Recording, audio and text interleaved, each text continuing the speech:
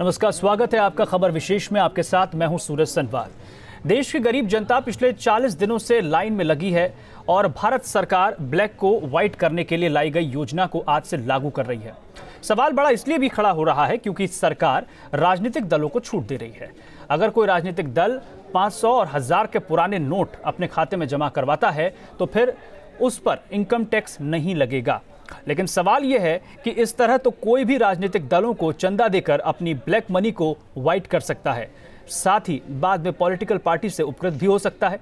इसी मामले पर हम चर्चा करेंगे। हमारे साथ जुड़ेंगे बीजेपी नेता मनीष शुक्ला, एसपी से कीर्तिनिधि पांडे जी हमारे साथ जुड़ेंगे, वरिष्ठ पत्रकार अवधेश कुमार जी हमारे साथ स्टूडियो मौजूद हैं, उनके पास हम चलेंगे, और मेरठ से हमारे संवाददाता अभिषेक शर्मा और कानपुर के संवाददाता रतीश त्रिवेदी जो जनता के बीच मौजूद हैं उनके पास भी चलेंगे और जनता की राय जानेंगे। लेकिन सबसे पहले आपको रिपोर्ट दिखाते हैं। कालाधन जमा करने वालों को आखिरी मोहलत देने की योजना पर सवाल उठ रहे हैं। आज से ये योजना लागू हो गई है जो 31 मार्च 2017 तक जारी रहेगी।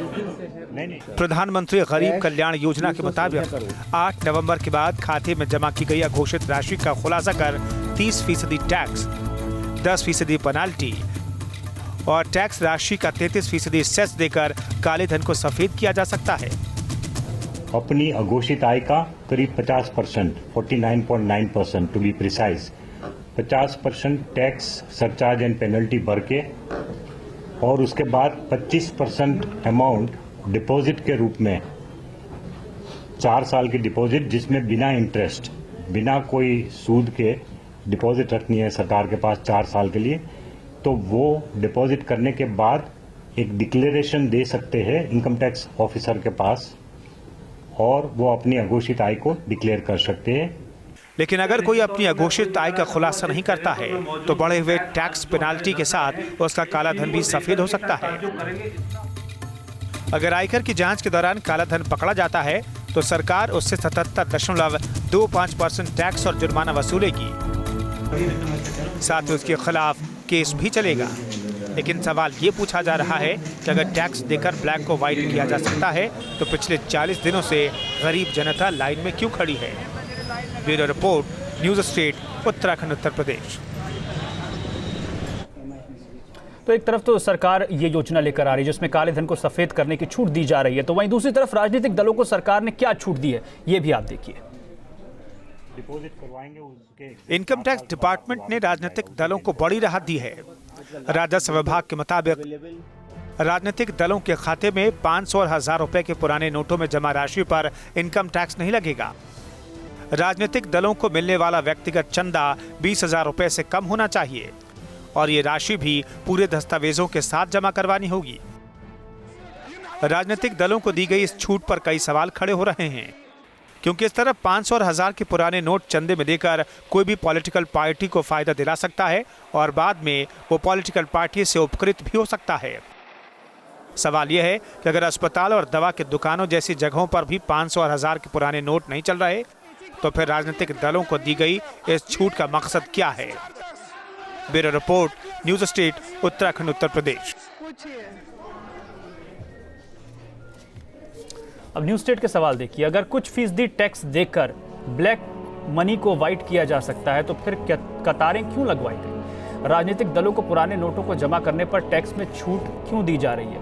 सवाल ये भी है कि क्या ऐसा करने से वो लोग उपकृत नहीं होंगे जो राजनीतिक दलों को पैसा देंगे? क्या राजनीतिक दलों को चंदा देकर लोग ब्लैक को व्हाइट नहीं करवा लेंगे? तो क्या एक तरह की ऐसी योजना लाई गई है जिसमें सरकार ने काला धन रखने वालों को सख्त सजा देने के बजाय उन्हें और ज़्यादा सहूलियत दी जा रही है? इसी पर हम चर्चा करेंगे। हमारे साथ वरिष्ठ पत्रकार अवधेश जी भी यहाँ पर मौजूद हैं। अवधेश जी, इस योजना के बाद तो ऐसा लग रहा है कि जो तमाम उम्मीदें थी गरीबों की, लोगों की, कि काला धन उनके अकाउंट में आएगा, जैसा कि प्रधानमंत्री नरेंद्र मोदी ने भी दावा किया था कि 15-15 लाख सबके अकाउंट में आएगा, ये पैसा तो पॉलिटिकल पार्टीज़ के पास जाता दिख रहा है, ये पैसा सरकार के पास जाता ही दिख रहा है। तो इससे क्या मैसेज जा रहा है? पहला सवाल। नहीं, ये सरकार की कोशिश है कि किसी भी प्रकार से जो धन जो है सरकारी आंख से बाहर है उसको किसी प्रकार से लाया जाए उसको प्रणाली में, आर्थिक प्रणाली में। इसलिए इसको बहुत ज़्यादा संदेह की नज़र से देखने की आवश्यकता मुझे नहीं लगती है।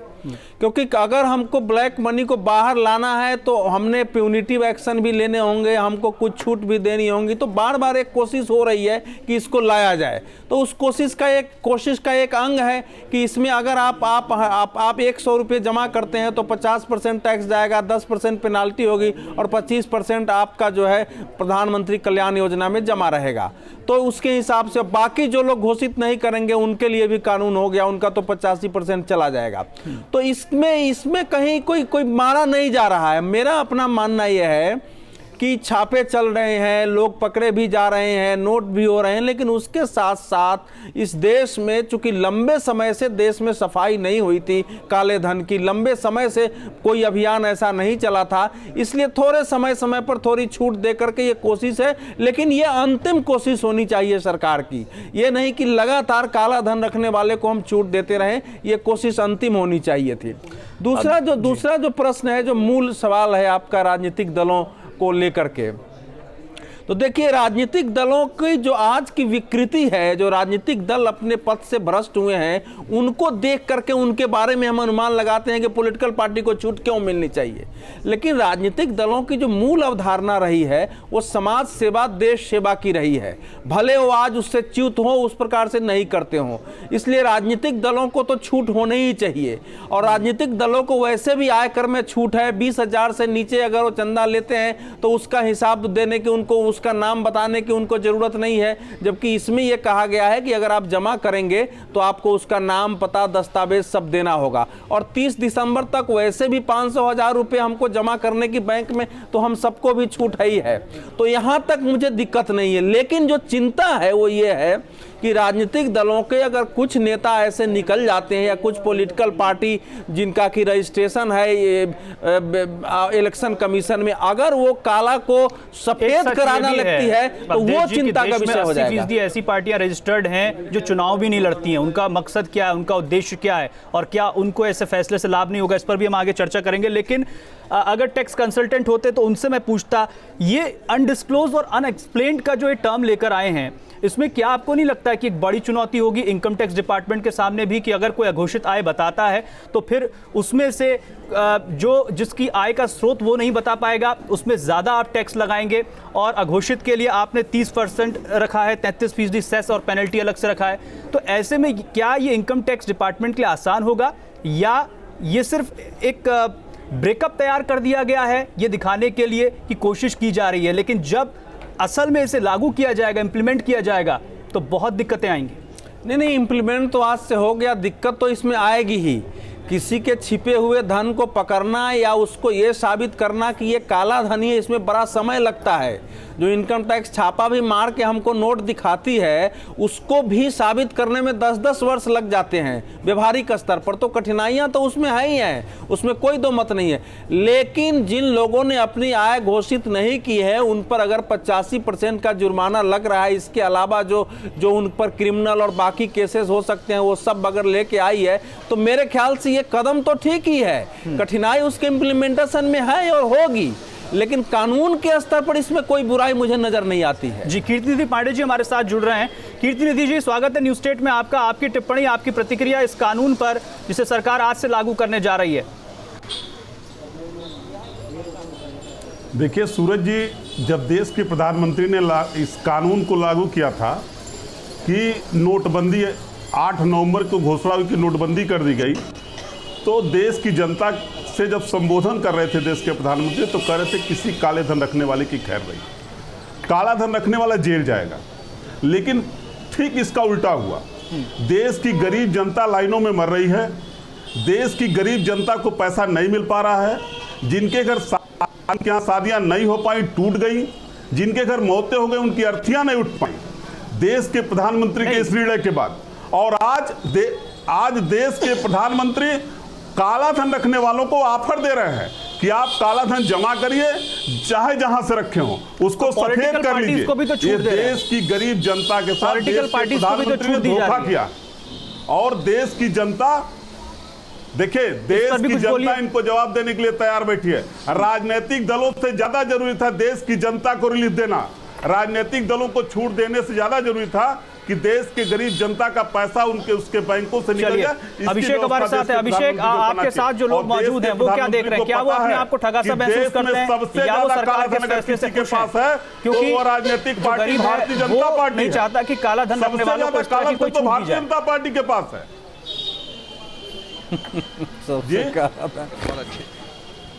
अभिषेक, आप तक आवाज पहुंच रही है मेरी? जी सूरज जी। अभिषेक, आप शांत जी। हो जाओ चाचा। अभिषेक, आपके साथ जो लोग हैं वो आज सरकार के फैसले पर क्या कह रहे हैं? आज इस सरकार के फैसले पर क्या प्रतिक्रिया दे रहे हैं?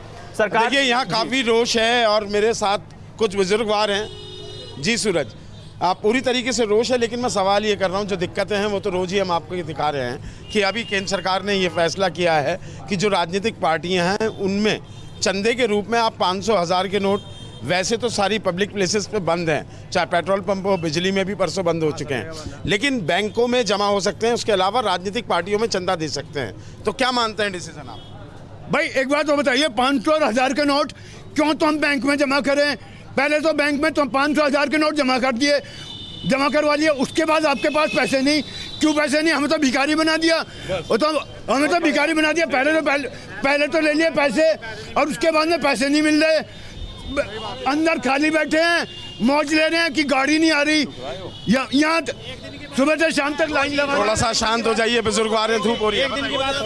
सर ये बिल्कुल गलत हुआ है, ये आम जनता के साथ धोखा है, बिल्कुल सवासर्ती धोखा है। एक बात तो हमें अपना पैसा नहीं मिल रहा है और लोगों के पास तो काला धन पकड़ा जा रहा है, हमें अपना पैसा नहीं मिल रहा, ये बहुत ज्यादा धोखा हो रहा है पब्लिक के साथ। ये मैनेजर ही नहीं बैठ रही यहाँ पे 5 दिन से बैंक में, डेली पैसा आ रहा है, पीछे से सप्लाई कर रहा है 24-24। चलिए अभिषेक, आपके पास आएंगे, लेकिन देश जी जरा ये बताइए, क्या ये म्यूचुअल अंडरस्टैंडिंग नहीं समझी जाए सरकार और साथ ही पॉलिटिकल पार्टीज के बीच में? क्योंकि राजनीतिक दलों को मिलने वाला व्यक्तिगत चंदा 20,000 से कम होना चाहिए, ये तो आप कह रहे हैं, लेकिन कितने ऐसे कार्यकर्ता हैं जो पार्टी के साथ जुड़े होते हैं और उनके नाम पर पैसा पार्टी को मिल सकता है? तो फिर ये एक आई वॉश है, क्या कहा जाए? देखिए, सामान्य तौर पर तो ये होना चाहिए कि आम आदमी के लिए और पॉलिटिकल पार्टी के लिए एक ही नियम और एक ही कानून हो। लेकिन मैं मानता हूं, हालांकि कीर्तिनिधि पांडे समाजवादी पार्टी के प्रवक्ता होते हुए भी पता नहीं ये समाजवादी पार्टी ने घोषित रूप से इसका विरोध नहीं किया है, लेकिन अगर उसके प्रवक्ता बैठ के यहाँ कह रहे हैं कि उससे ज़्यादा जनता को छूट मिलनी चाहिए थी, तो मुझे लगता है शायद समाजवादी पार्टी सरकार के राजनीतिक दलों को जो कुछ छूट दी गई है उसके पक्ष में नहीं है। मुझे समाजवादी पार्टी ने कभी नोटबंदी का विरोध नहीं किया। नहीं, नोटबंदी समाजवादी पार्टी ने जब सवाल खड़ा किया तो सवाल खड़ा किया कि जो जनता को कठिनाइयां हैं, वो ठीक है, उससे मैं सहमत हूं, जनता की कठिनाइयां परेशानियां हैं, लेकिन हम लोग अभी जो चर्चा, जी सबसे ज्यादा धन भारतीय जनता पार्टी के लोगों के पास है। ना होगा, हम लोग अभी जो चर्चा कर रहे हैं वो इस विषय पर कर रहे हैं। नहीं, जिस कीर्तिनिधि जी, हमारी चर्चा इस विषय पर है कि राजनीतिक दलों को जो छूट मिली है वो सही है या गलत है, इस पर चर्चा कर रहे हैं। इस पर आप नहीं बोलना चाहेंगे? इस पर आप लगता है बोलना नहीं चाहेंगे? नहीं, कीर्तिनिधि जी, चर्चा इस पर है कि राजनीतिक दलों को जो छूट मिली है कि 500 1000 में नोट लेके और वो जमा कर सकते हैं चंदा लेके, वो सही है या नहीं है? ये असल में आज की चर्चा इस विषय पर है, वो हम लोग भटक जा रहे हैं। मेरा अपना मानना है कि राजनीतिक दल, मैंने पहले एक विषय और था कि जो काला धन रखने वालों को छूट दिया गया है। सबसे महत्वपूर्ण विषय यह है कि जो काला धन रखने वालों को, वो आपका विषय है ना, टेलीविजन का विषय इस समय ये है कि राजनीतिक दलों को जो छूट दी गई है वो ठीक है कि नहीं है? काला धन रखने वाला अवधेश जी आज तक जेल नहीं गया और गरीब जनता लाइनों में मर रही है। नहीं, काला धन रखने वाले जेल तो तब जाएंगे जब स्टेट गवर्नमेंट भी कुछ कदम उठाए। जेल भेजने का काम स्टेट गवर्नमेंट का होता है। इसमें जब तक राज्य सरकारों का, मोदी साहब इनकम टैक्स चलेगा, मोदी साहब नहीं, इनकम टैक्स तो केवल आयकर में, और स्टेट गवर्नमेंट, अरे आप कीर्तिनिधि जी, इनकम टैक्स की अपनी सीमाएं हैं, वो छापा मारेंगी, लेकिन राज्य सरकारों का जब तक सहयोग नहीं मिलेगा, राज्य सरकारों का सहयोग नहीं होगा, तब तक काले धन वाले पकड़ के जेल में नहीं जाएंगे। इस योजना में भी देश का अभियान चलना लाभ है, इस योजना में भी राजनीतिक दलों का लाभ है, और इसमें ऐसा नहीं है कि समाजवादी पार्टी को इससे फायदा नहीं होगा, ऐसा नहीं है। लेकिन सवाल ये भी उठता है। अभी बीजेपी के नेता हमारे साथ जुड़ेंगे तो उनसे मैं पूछूंगा कि आप इस योजना को लेकर क्यों आए, देश की जनता कहा कुछ था, किया भाई कुछ। सभी पार्टियां इसको लेकर परेशान थी कि उनके चंदे 500,000 में नकद पड़े हुए थे। सभी पार्टियां परेशान थी कि इनको हम क्या करेंगे। तो ये उस राजनीतिक विरोध को खत्म करने के लिए सरकार ने एक तात्कालिक छूट दी है और वो छूट का लाभ समाजवादी पार्टी को भी मिलेगा और दूसरी पार्टियों को भी मिलेगी। ये अपने उसको चंदे के रूप में दिखा करके और आराम से 30 दिसंबर तक ये जमा कर सकते हैं कि हमको इतना चंदा मिला है। तो ये तो राजनीतिक पार्टियों के पास जो परे धन है, चलिए उनको उनके सफेद चंदे में परिणत हो ही जाएगा। इससे दिसंबर तक 500 1000 के नोट भी चलने चाहिए थे। चलिए रतीश के पास चलेंगे। रतीश, जनता काफी निराश होगी क्योंकि उसे उम्मीद थी कि जो ये 12 लाख करोड़ अकाउंट में जमा हो रहा है, जो पैसा जमा हो रहा है, उन्हें लग रहा था कि ये अब योजनाओं पर खर्च होगा, या फिर उन्हें ये भी उम्मीद थी कि पीएम नरेंद्र मोदी ने जैसा दावा किया था कि 15-15 लाख सबके अकाउंट में डलवा देंगे वो आ जाएगा, इस तरह का सपना भी दिखाया गया था। बहरहाल अब वो लोग क्या सोच रहे हैं, कितनी मायूसी उन्हें हाथ लगी है इस फैसले के बाद, जो साफ साफ देख रहे हैं कि जो काला धन रखने वाले हैं वो अपने पैसे को सफेद करा सकते हैं और आसानी से जा भी सकते हैं, छूट सकते हैं, कानूनी शिकंजे से बच सकते हैं। अभी आपको रोक रहा हूं, हमारे साथ बीजेपी के नेता लक्ष्मीकांत वाजपेयी जुड़ रहे हैं और रतीश आपके पास आ रहा हूं। लक्ष्मीकांत वाजपेयी जी हमारे साथ जुड़ रहे हैं। लक्ष्मीकांत वाजपेयी जी, न्यूज स्टेट में आपका स्वागत है। नोटबंदी की योजना की चलिए पूरे देश ने कहा कि लार्जर इंटरेस्ट में आपने फैसला लिया है, इसकी तारीफ हो रही है, पर अब जो आप काले धन को सफेद करने की छूट दे रहे हैं, अब इससे क्या मैसेज जाएगा? कुल मिलाकर देश में जितना काला धन है वो बाहर आ जाए। जिनको छूट मिल रही है तो केवल इतनी छूट मिल रही है जो नोट दे दें, बाकी उनका पैसा 25% पैसा 4 साल तक बिना ब्याज के हम पे रहेगा, 50% पेनल्टी लगेगी, उन पर रह क्या जाएगा और उनके चेहरे बेनकाब हो जाएंगे और भविष्य में ये करते हुए डरेंगे। कम से कम ये मैसेज तो जाएगा, समाज में जो एक तरह का अपमान होता है वो तो उनका हो जाएगा। तो अब आप समाज में अपमान की बात कर रहे हैं, लेकिन जो ये वादा किया गया था, ये काला धन देश की इकोनॉमी में लाया जाएगा और इससे डेवलपमेंट होगा। देश के इतने गरीब मर गए लाइनों में केवल इसलिए कि काले धन रखने वालों का अपमान हो जाए। देश की गरीब जनता इसलिए बर्दाश्त कर रही थी कि काले धन रखने वाले जेल जाएंगे। पता लग जाए कि कौन काला धन रख के बैठा है। ये भारतीय जनता पार्टी का चरित्र दोहरा है, कहती कुछ है करती कुछ है। आप बोल कौन है? भारतीय जनता पार्टी का चरित्र कहते कुछ है करते कुछ है। समाजवादी पार्टी से कौन बोल रहे हैं? कीर्ति पांडे जी हमारे साथ समाजवादी पार्टी से। हाँ, सबसे पहले काले धन के मामले में विरोध इन्हीं के नेता का आया था, इस सेंटेंस के साथ कि काले धन।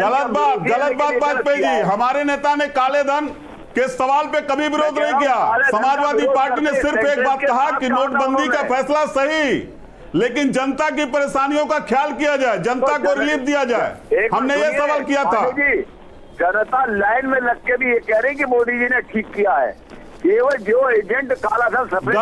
गलत है, जनता विरोध कर रही है। सूरज जी इनको दिखाइए अपने चैनल पे, सूरज जी इनको अपने चैनल पे जो आपके रिपोर्टर है उनके माध्यम से बताइए, जनता नाराज है। जनता चाहती थी काले धन वाले जैसा महसूस कर रही हूँ आने वाले विधानसभा चुनाव में ही अपना जनादेश दे देगी। अगर इस फैसले के पक्ष में होगी तो सपोर्ट करेगी, वरना छुट्टी हो जाएगी। नतीजे सामने होंगे। लेकिन रतीश हमारे साथ है कानपुर से, वो क्या कह रहे हैं? रतीश बताइए, आप वहां पर लोगों से जुड़े हुए हैं, लोगों की बात सुन रहे हैं, वो क्या कहते हैं? और नोटबंदी की तो तारीफ हर जगह हुई, लेकिन ये जो काले धन को सफेद करने की टैक्स नीति लाई जा रही है, इस पर उन लोगों की क्या राय है? बिल्कुल, देखिए सूरज, नाराज़गी लाजमी बन जाती है क्योंकि प्रधानमंत्री नरेंद्र मोदी ने जब नोटबंदी का फैसला लिया था तो उसको देश हित में बताया था, और जो कल फैसला लिया गया है वो राजनीतिक दलों के हित में है। गुस्सा लाजमी हो जाता है। जो लोग हमारे साथ हैं उनसे पूछ रहे थे, ये बताइए कि राजनीतिक दलों को 500 और 1000 के नोट जो जमा करने हैं, चंदा देने के लिए छूट दे दी गई है कि जो चंदा देते हैं वो 20,000 से कम अगर देंगे तो जमा कर सकते हैं 500-1000 के। देश हित की बात कर रहे थे, अब तो राजनीतिक दलों के हित की बात होने लगी। दो शब्दों में कहा जाए, ये चोर मौसेरे भाई हैं। प्रधानमंत्री जी की कथनी और करनी में जमीन आसमान का फर्क है। कहते कुछ है, करते कुछ हैं। नोटबंदी का अगर जो यही उनको करना था तो 50 दिन में ये लाइन में क्यों खड़ा करवा दिया? इन्होंने, प्रधानमंत्री जी ने एक बात कही थी कि जनता को काम देंगे, बिल्कुल काम दिया, लाइन में लगने का काम दिया। आम आदमी को मार दिया इन्होंने।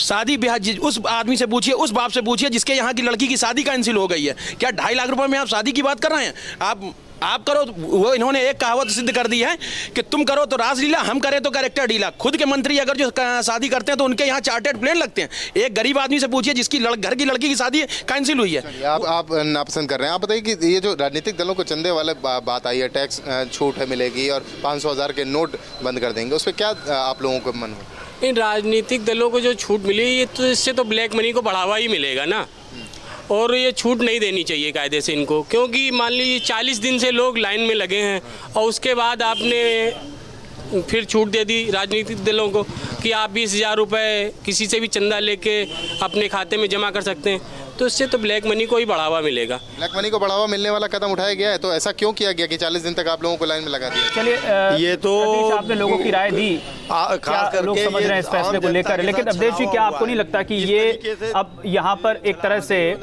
जैसा न्यूज स्टेट का ये सवाल भी है कि वो लोग क्यों इनकम टैक्स डिपार्टमेंट के सामने अपनी जो अघोषित आय है वो घोषित करें? ये तो इनकम टैक्स डिपार्टमेंट के लिए चुनौती है कि वो अब सर्च करें और साबित करें कि ये उन जो लोगों के पास है वो काला धन है। इससे बेहतर वो लोग पॉलिटिकल पार्टीज को चंदा दे दें और आने वाले समय में देखिए सत्ता में रहने पर वो खुद भी हो जाएं। काला धन है अरबों रुपए का, उसका 20,000 50,000 चंदा देने से नहीं होने वाला है, तो जाहिर है, और वो बड़ी पार्टियों को चंदा देने आएंगे भी नहीं।